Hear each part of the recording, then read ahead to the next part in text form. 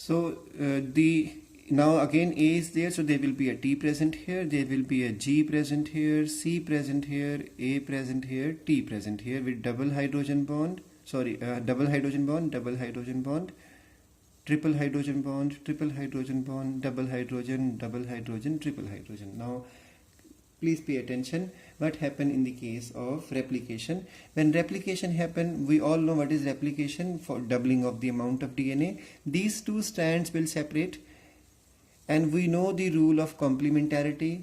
So we can easily, like, if these two strands separate, then the enzyme can come and can read these information and can again make duplicate things. So double amount of DNA is formed like this. If I say ATGC, let me write only this much, ATGC, ATG. Now if this is the information on the DNA, then the other strand will have, this is 5 prime to 3 prime, then other strand will have TACG, TAC. Now what will happen is, when the replication occur, both of these strands will separate. So now one strand is ATGC, ATG, the other strand is TACG, TAC, and the rule is but the protein for the rule is but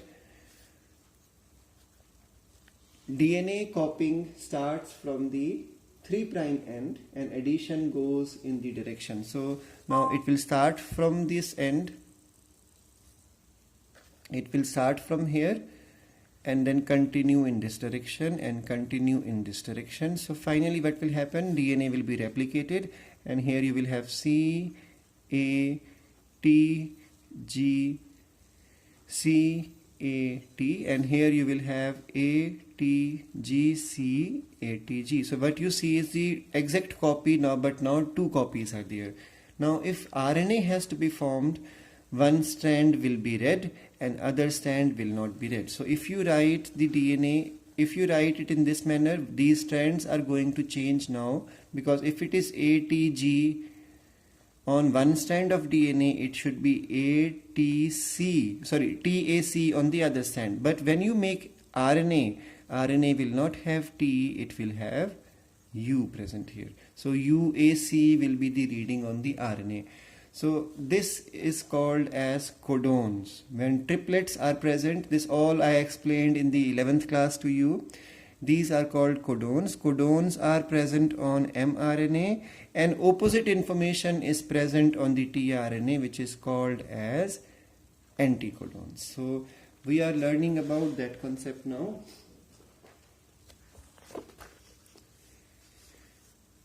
So these are codons which have been shown here.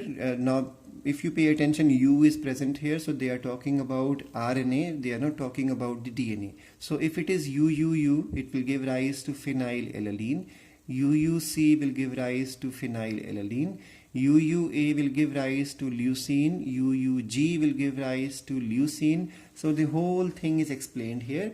And if you remember in the 11th class, we did the various types of amino acids, which I am teaching these. I taught few days back to the 11th class students.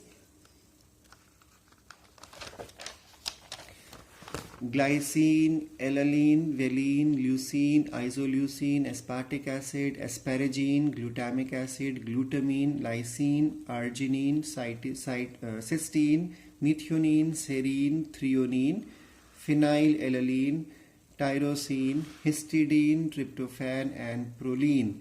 And they are mentioned with single alphabet symbols also, and they are expressed with the help of the 3 alphabets. Now NCERT is following the 3 alphabet symbol. So when you read their PHE stands for phenylalanine. When you read their VAL, valine, LUE, leucine, ILU, isoleucine.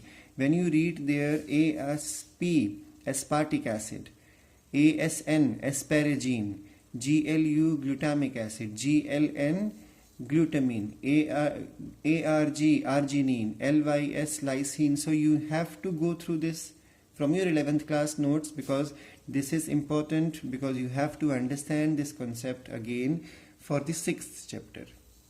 So remember, out of them 8 are essential, 2 are semi-essential, and rest of them are non-essential. So when we see this whole thing, 64 types are possible because triplets are there. So 64 of them are present here. Out of 64, 3 do not function. So it's mentioned here clearly in NCERT: UAA, UAG, and UGA. They are called here as stop codons. Stop codons means they do not code for any information. So whenever they will come in on the mRNA, protein formation will quickly stop. So it could be a non-functional protein, it could be a functional protein also. So remember that this whole thing you have to be keeping in mind, so that this concept becomes clear to you. Now, what is gene mutation? Let's come back to the topic.